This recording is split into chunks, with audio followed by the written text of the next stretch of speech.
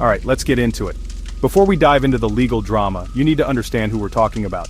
Saad-ur-Rahman, better known to millions as Ducky, isn't just some guy with a webcam. He's a titan of the Pakistani internet, a digital celebrity who built an empire on roasting vlogging gaming. Think of him as the guy who mastered the YouTube algorithm while everyone else was still trying to figure out how to upload a video.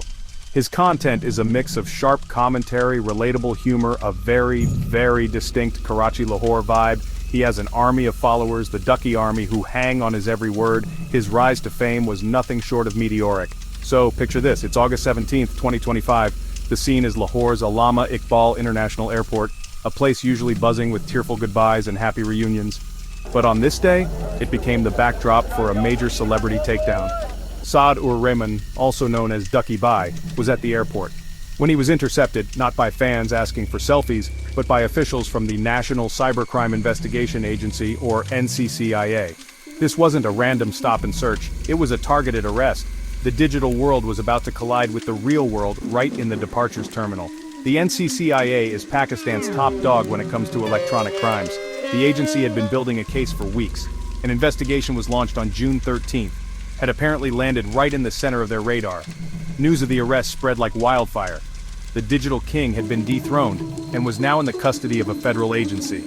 It was a jarring moment that forced a generation to confront the fact that online actions have very real-world and very serious consequences.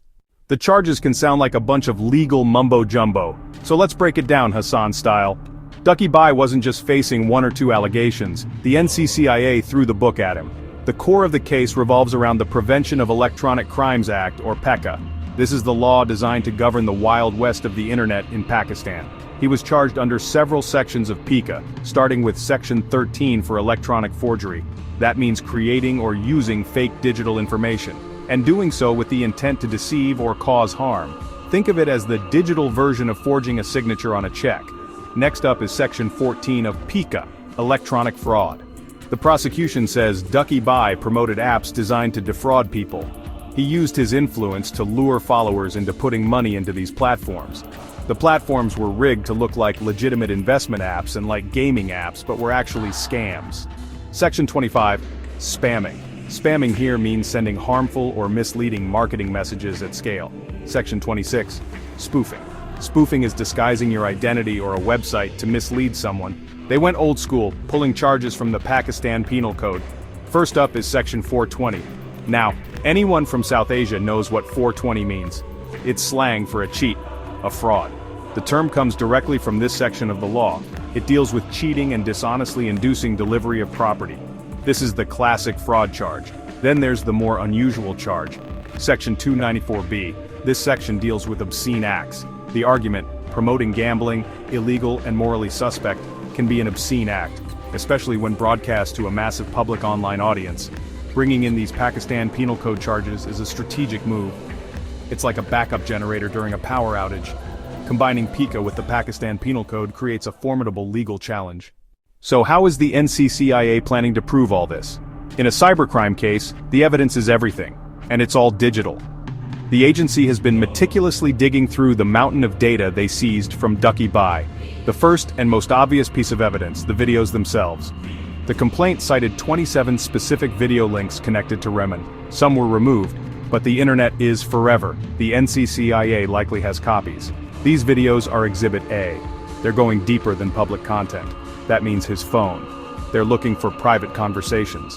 The officer mentioned chats on the device tied to promoting gambling apps. Chats could be with app developers, with marketing agents, or with other influencers. Those chats could show coordination, payment discussions, and knowledge of the app's fraudulent nature. That private data could be the smoking gun proving intent. Then, follow the money. The NCCIA is focused on the financial trail. The officer told the court funds were transferred abroad from his account. That's a major red flag. Possible money laundering. Finally, the NCCIA alleges he acted as a country manager, reportedly for Bonomo, without government approval. That elevates him from influencer to key operator. Their argument is straightforward and aggressive. On the other side stands Ducky defense, led by his lawyer, advocate Chaudhry Usman Ali. The defense has argued that the NCCIA is on a fishing expedition and has yet to present concrete evidence to justify custody.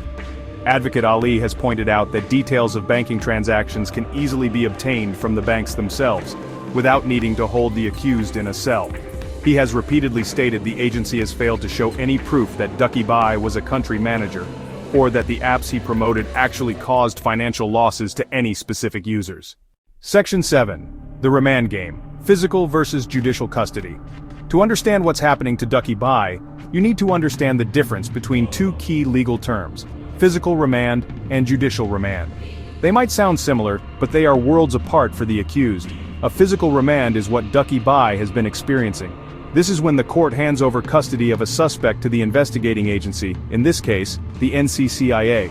The purpose is to allow the agency to interrogate the suspect. Now, judicial remand is completely different. If the court sends an accused person on judicial remand, the investigation phase is considered complete, at least for now, and the person is sent to a regular prison.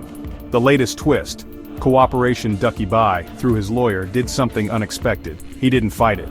Instead, he told the court he had no objections to the extension. He said he was willing to let the agency complete its inquiry thoroughly. A strategic pivot, positioning himself as a collaborator in the pursuit of truth. It projects innocence and transparency. Take all the time you need, I have nothing to hide, undermining claims he's a flight risk or might tamper with evidence. Signaling confidence the investigation will clear his name. This can build goodwill with the court, important for future decisions about bail and the trial itself. It's a classic: if you've got nothing to hide, you don't hide. Advocate Chaudhry Usman Ali has been instrumental in conveying this message. He stresses full cooperation to resolve the matter quickly, ordering Ducky Bhai presented again on September 5, 2025. Still found grounds to keep him in custody for now. Section 9. What's next? Potential outcomes and why this case matters. So, what happens now? The immediate future hinges on the next court hearing on September 5th. The NCCIA will likely present a final charge sheet, or it may ask for another remand extension. If the court feels the investigation is complete, Ducky Bhai could be sent to judicial remand, to jail, to await trial, or his lawyers will file for bail, arguing he's not a flight risk. Getting bail would be a huge victory. He'd be free while the case proceeds. The trial could still take months or years. Best case, he gets bail soon. His legal team dismantles the prosecution's case at trial. Result: acquittal. Worst case, bail denied. Convicted of electronic fraud. Convicted of money laundering. Potentially a lengthy prison sentence, and substantial fines. This is a landmark moment for Pakistan's digital landscape. First time a high-profile influencer faces such serious charges for online promotions.